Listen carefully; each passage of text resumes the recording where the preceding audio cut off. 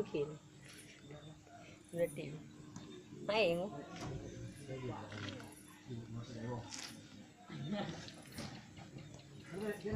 Bermia darah. Sudah mengetang. Kau mian deko nak kan masuk raya ni kabina. Mana lah sejarah minahan tahun lama udip. Bermia kan ini. Bo video.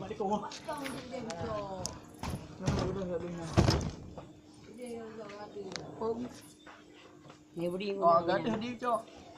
Bal. Melangar baik deko. Apa kan? Ibu Song ngomong ke orang raya dia deko hiup ni ayu rumah hurung lah. Tapi kan untuk lagi yang bukan ni. Anak jinjung. Lagi di kuah dia. Ting gerangan. Bau putih boleh kat dua Nak takik duduk kan boleh. Mana? Cuma yang cuma kan. Yelah ya pegah lewatnya mana pegah landak. Boleh mana? Hujan ada ke dia? Anak aku pergi landak main tangguh di kau lagi main tangguh. Okey si pennya landak. Pennya landak karak bulat. Boh baju. Karak-karak bentuk bulat ah. Patah pun mau. Dah agak nyampur saling dipilih. Yang berapa? Ya. Streaming ah. Apa itu? Itu hewan. Mame, gaji kartis. Kau berat senang. Hewan apa?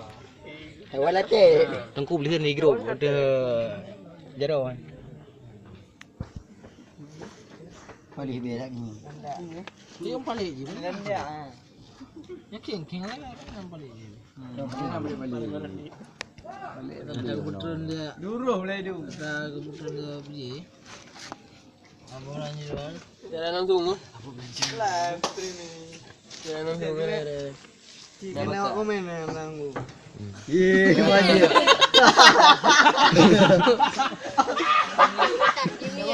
Begak kan ni. Dia zipa mego. Saya dah mau itu. Kan biasa sih. Boleh. Pak punya raya paling raya. Lebih.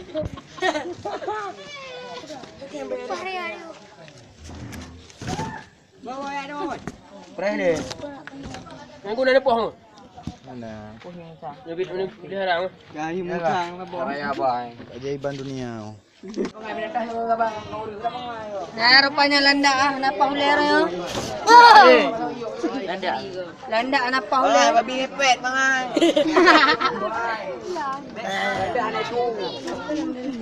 Bah, anak punya nyanyi April ya. Ha. Kata lah, dia tunggu mulfi dia. Dia bui, Tanya mak malam ni. bui buai. Awak pandai ke? Awak pandai oi. Landak tu. Landak tu punya orang dulu. Cikgu Zohi. Ikut kang. Zohi.